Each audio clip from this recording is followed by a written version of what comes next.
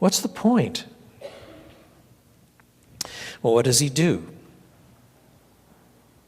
He pours oil and wine into the wounds, which was a standard medicinal treatment for cleansing things and cleaning up the wounds, maybe a little bit of anesthetic value for all I know. Puts him on his own donkey, which means he's now going on foot in this rough terrain, to the nearest hotel, which does not mean Embassy Suites or Marriott or Hilton. Hotels in the ancient world were just ordinary households where they had a slightly bigger room where the animals were kept and guests could stay there for a minimal amount with the animals.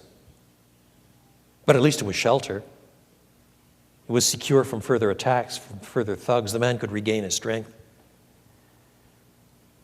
Indeed, he took out 2 denarii, 2 days' pay for a blue-collar worker, and paid the innkeeper, which would have covered a week or 2.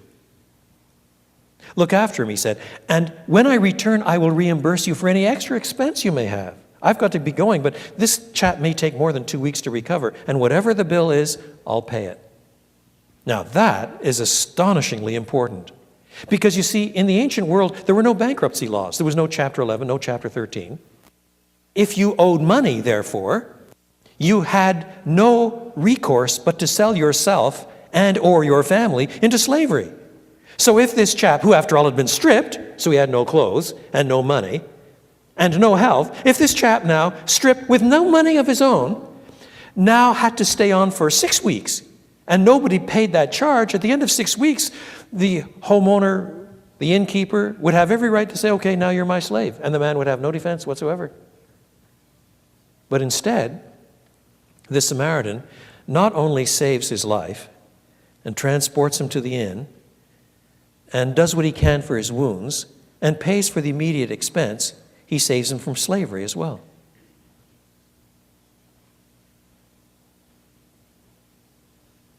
Now Jesus has told a story.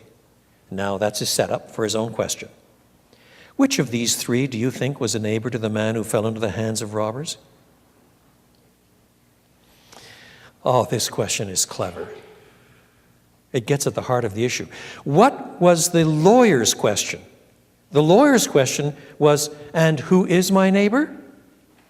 Jesus tells a story and asks a different question. To whom must I be a neighbor?